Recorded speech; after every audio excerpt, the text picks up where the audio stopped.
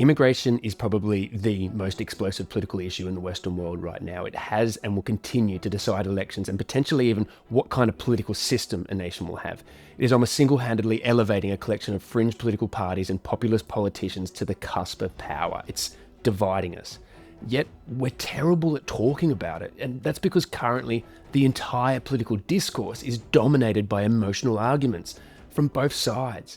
And while I genuinely understand why this feels deeply personal for many people, the emotions are clearly just getting too high, and we're no longer even listening to each other, we're just yelling.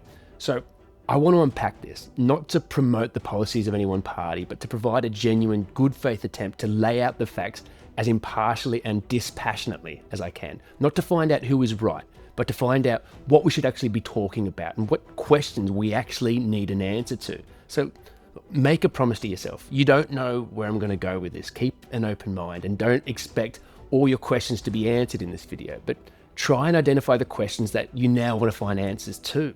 Let's just start with some agreed truths. Not everyone who opposes immigration is doing so because of racism, bigotry, or any other kind of prejudice. There are a litany of entirely reasonable concerns that a person can have about existing immigration policies that are driven exclusively by apprehension around housing, infrastructure, or even just social cohesion. But with that said, it is also a cold hard fact that a big chunk of those that are against immigration are motivated by some level of personal prejudice against the kind of races or cultures that are coming here, even if they may or may not disclose that publicly. We know this because everyone has at least a few friends on their Facebook feed that now openly promote their racism online. We all see them, we're not blind. And considering racism is generally a sentiment most people keep to themselves, we are essentially left to do a bit of guesswork about everyone else's motivation. So here's a tip. You can make it a lot clearer what your motivations stem from by unequivocally calling out comments or arguments that are racist when you see or hear them. You know, when they let, I think the real number is 15, 16 million people into our country, when they do that, we got a lot of work to do. They're poisoning the blood of our country. That's what they've done. They poison. So, with that said, while I personally do enjoy living in a multicultural society, that is my subjective preference. Simply proclaiming diversity as our strength does not make it a verifiable fact. In fact, there is credible data that demonstrates how a society with greater homogeneity can be more cohesive and be more likely to be a high-trust society. It's worth recognizing that a country like Japan, for instance, has long maintained an immigration policy that would be considered almost ethno-nationalist by Western standards, because they've collectively decided that they want to preserve their culture. So why should it be immoral for someone in Australia, the UK, or the USA to do the same, right? And I get that. That sounds pretty fair. But it's also worth clarifying exactly what elements of our culture you're fighting to preserve. I'm guessing that most people aren't genuinely worried that importing 40,000 Indians every year is going to detract from our summer of cricket, or that a new generation of African Australians are going to make sport less fun to watch. Nor does anyone seem to mind the bountiful supply of Asian food and Lebanese music.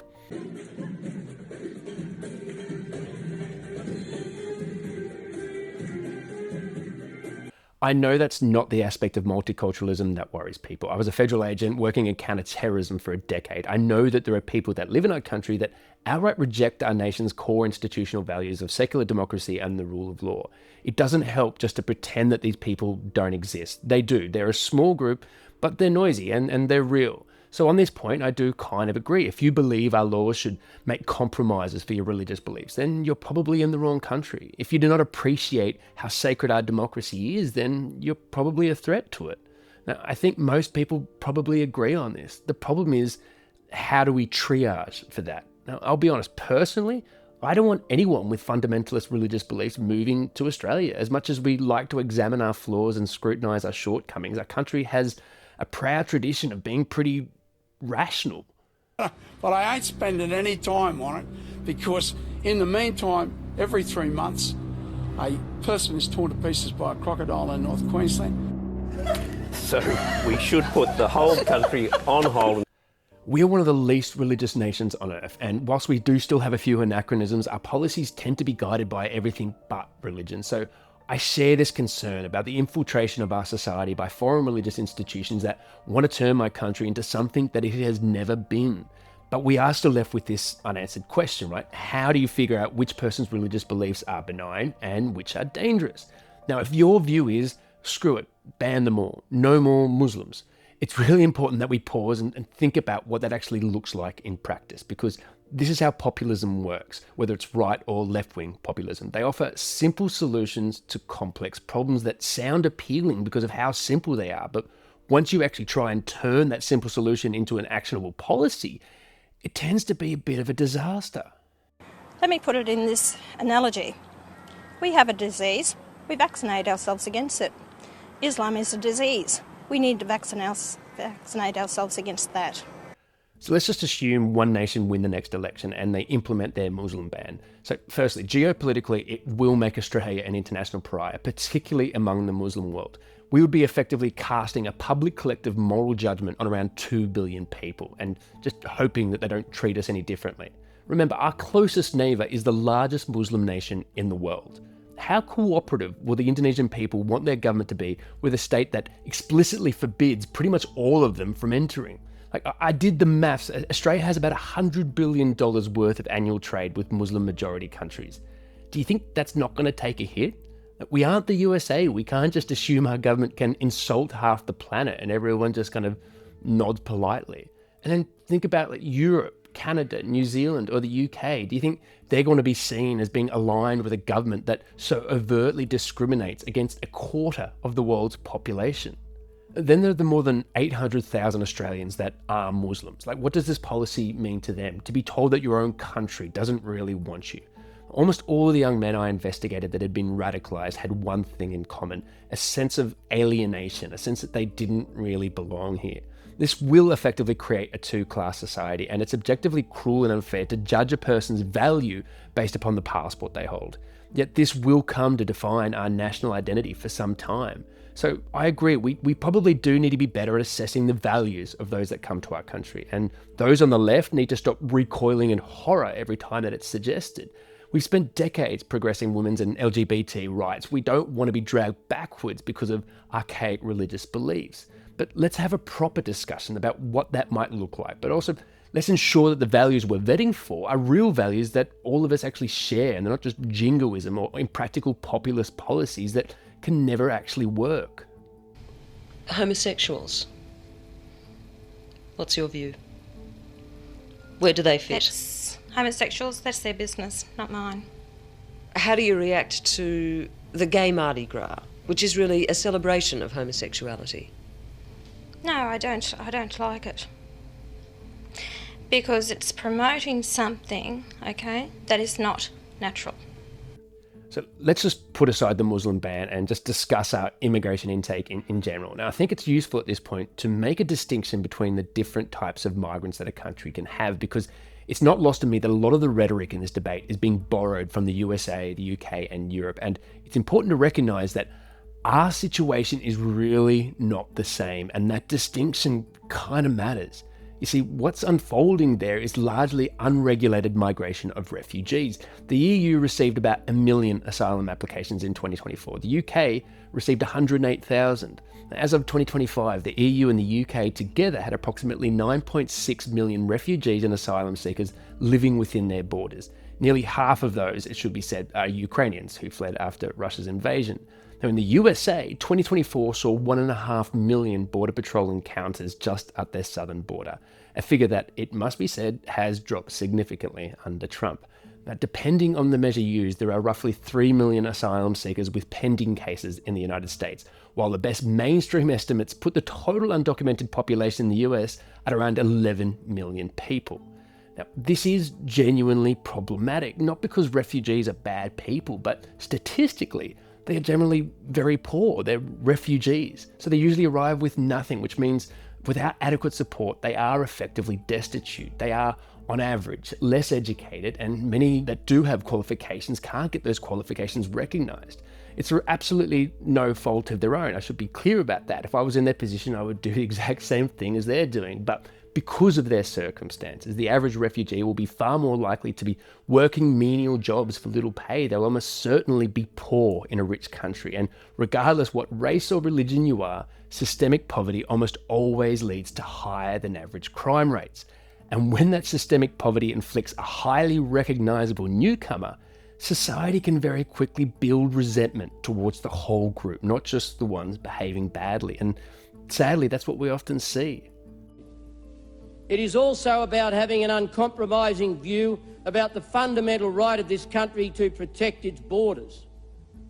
It's about this nation saying to the world, we are a generous, open-hearted people, taking more refugees on a per capita basis than any nation except Canada. We have a proud record of welcoming people from 140 different nations. But we will decide who comes to this country and the circumstances in which they come. So what about Australia? Well, our annual intake of refugees is capped at 20,000 a year, and it's very tightly regulated. These aren't uncontrolled masses turning up at our shores. And look, it's worth acknowledging, while I personally find our treatment of asylum seekers manifestly immoral, the results do speak for themselves. And as it stands, no major party is going to relax our current border policy, which is, rather awkwardly, pretty much the border policy most far-right parties in Europe, Britain and America want implemented in their own countries. Mr. Prime Minister, I also want to take this opportunity to congratulate you on your immigration reforms.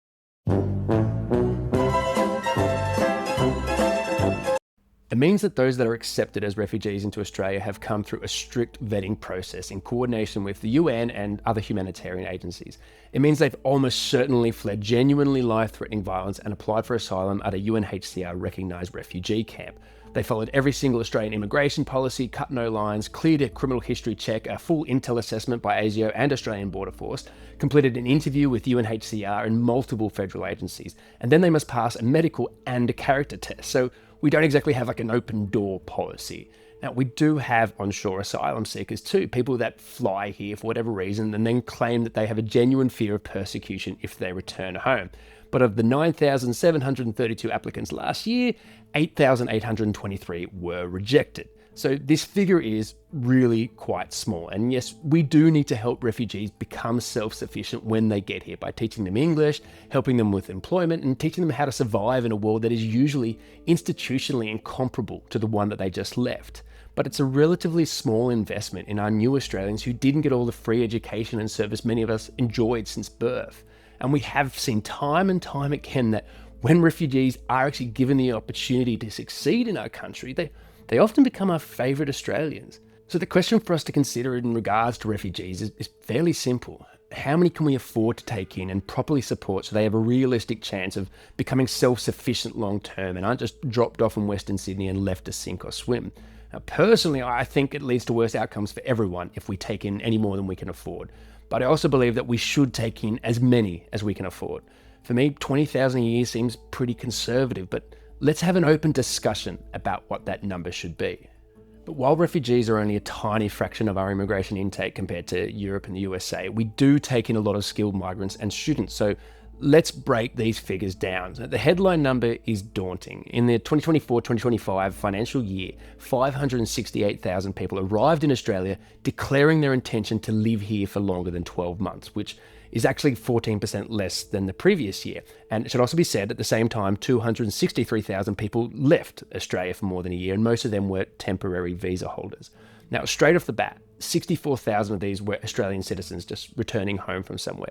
Another 53,000 were New Zealand citizens who we pretty much allow to come and go as they please. They're essentially Kramer to Seinfeld. And I just realised there's like a whole demographic out there that doesn't get that reference.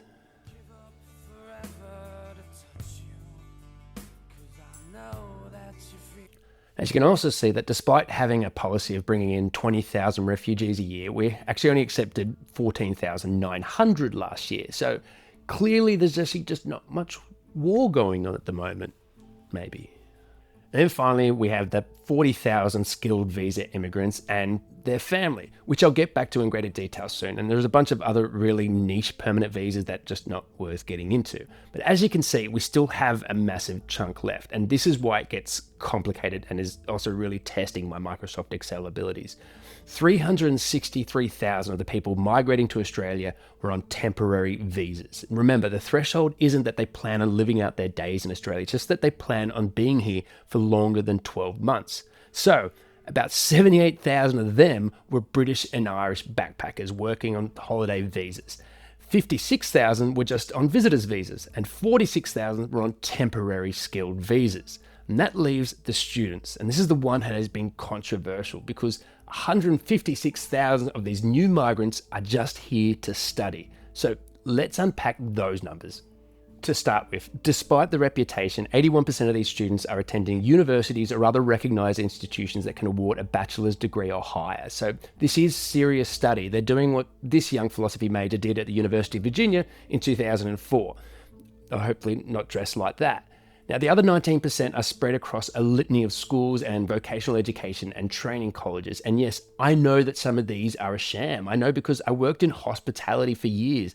There's a pretty good chance that your barista or your Uber driver is here thanks to one of these colleges. But just to keep that in perspective, they make up about 5% of our total annual migrant intake. So yes, there's absolutely an argument for shutting a lot of these dodgy VET colleges down, as they are, to be honest, a bit exploitative. But it's also worth recognising that international education brings in about $53.6 billion in export income to Australia every year, which makes it our fourth largest export and an industry that employs around 250,000 Australians. So just slashing that is going to have a significant impact on their entire economy. And unless you want US prices for our university degrees, well, we're going to have to start pouring billions into our education system because those foreign students are effectively subsidising Australian students. In the last 2 years, the early education graduate diploma at the Southern Cross University has had 6,000 enrolments. The ABC reports courses like this are being used as permanent residency pathways, with courses dumbed down to keep the gravy train going. There are confirmed issues around graduates not speaking English, not understanding child protection policies, not understanding safe sleep or even hygiene. 1.1 million foreign students and their families are currently in Australia. One Nation will deport every visa holder who is breaching their visa, a figure close to 100,000 when the number of dishonest foreign students is included. Finally, it is important to recognise that after they graduate, roughly half of the students that come here do end up transitioning to a temporary graduate visa and eventually, if they're lucky, a skilled migrant visa, which brings us back to skilled migrants who make up the majority of our permanent population growth. Now, last year, we handed out 185,000 permanent migrant visas, which were pretty much all skilled migrant visas or visas for their families. About 61% of those visas were given to people that were already here, either completing a degree or invited here as a temporary skilled migrant. And this is where I think most Australians don't really recognise how lucky we are. These are genuinely high-skilled and qualified migrants with high-paying jobs waiting for them. They're almost certainly going to pay far more in tax than they'll ever receive from the state, and our economy really does actually rely on them to function. This was a great article by Simon Kustenmacher in The New Daily where he breaks down some really fascinating stats. Just over a third of all workers in Australia were born overseas. In our capital cities, that figure rises to 43%. That's crazy. In residential care services, 59% of workers are migrants. In computer systems, 58% are migrants. And in hospitals, it's 44%. Our healthcare system would, and this isn't hyperbole, it would collapse without migrants. Free healthcare would become implausible. A massive 59% of general practitioners in Australia are migrants. And if you look at the younger 45-year-old GPs, that ratio is 74%. Now, to be clear, it's not that those born here aren't smart enough to become doctors, but because so many Chinese and Indian doctors want to move here, seeing a doctor is actually affordable. OECD data shows that self-employed doctors in Australia earn around half of what their colleagues earn in the USA, Germany or Switzerland. It's still a lot, don't worry, the average is still well over 200k, but without immigrants, we would just have less doctors. It's not hard to figure out what that would mean. So look, if you want to stop that supply chain, then fine, but you're going to need to have a plan of how we adapt, and so far I haven't really heard one. Right now, Australia has the most educated migrants in the world. 62% of immigrants to Australia have a university degree or higher. We're quite literally picking and choosing the smartest people from around the world and allowing them to come here. They're not just here to be cleaners and Uber delivery drivers. Our migrants are coming to design and develop our national infrastructure. They're here to run our advanced IT systems, to keep our banking system going. They're here to teach us. We are the first nation in history to complain that a lot of really smart people are moving to our country at the peak of their professional life to work in jobs that no other Australians are currently qualified to do. But I get it. There is such thing as too much of a good thing. Now, I don't have time to go into housing too much, but it is an objective truth that immigration will contribute to rising rent and housing prices for the same reason that more doctors means the price of medical care is cheaper. More people looking for somewhere to live means higher prices. There is a valid debate around how much they contribute to house prices, but we know it's not zero. But at the very least, we need to be clear about the other economic consequences if we pull that lever and consider what other levers might be preferable to pull. What about net zero migration? Just keep the numbers steady for a while. Well, again, I'm not ideologically opposed to it, but it's also worth talking about why controlled population growth might actually be a good thing. Now, in a new volatile geopolitical world, there is strength in numbers. A larger economy means we're more insulated from global shocks. Our local companies can get big enough to compete in the global market. It means Australian consumers are more powerful. It might start to matter what Australians think or what regulations we want. Heck, maybe we can finally get ourselves a prime minister that can just insult everyone and we can get away with it. Now, we have the space. We have the 10th largest amount of arable land in the world, the 3rd largest amount of agricultural land. We already produce enough food to feed about 75 million people, and we have more renewable fresh water than Japan. Now, if Australia's population can continue to grow as much of the world experiences population decline, and that population growth is made up primarily of highly educated young people working in lucrative cutting-edge industries, and importantly, immigrants that genuinely value democracy, Australia really could develop into a global economic power over the next few decades. It would need to be a manageable rate of growth, and we would need to invest in infrastructure and frankly do a better job of communicating about what our plan actually is. But the alternative would almost certainly be economic stagnation, because that's what Japan has had for the last 30 years. And look, unless you want to fund universal childcare, don't expect this figure to go up anytime soon. And someone needs to fund the cost of keeping our aging population alive and cared for. Again, I honestly don't think it's immoral to want to cut immigration numbers, but it might just be economically short-sighted, strategically foolish, or just incredibly reckless. We need to be wide-eyed and honest about this issue. Otherwise, the next election will just be won by whoever can lie best. So, if you think this video is something that will help that discussion in a sea of outrage and clickbait, you can amplify it by liking it and hitting the subscribe button. That's what tells the algorithm that more people need to see it. So, that's your role to play if you want to do it.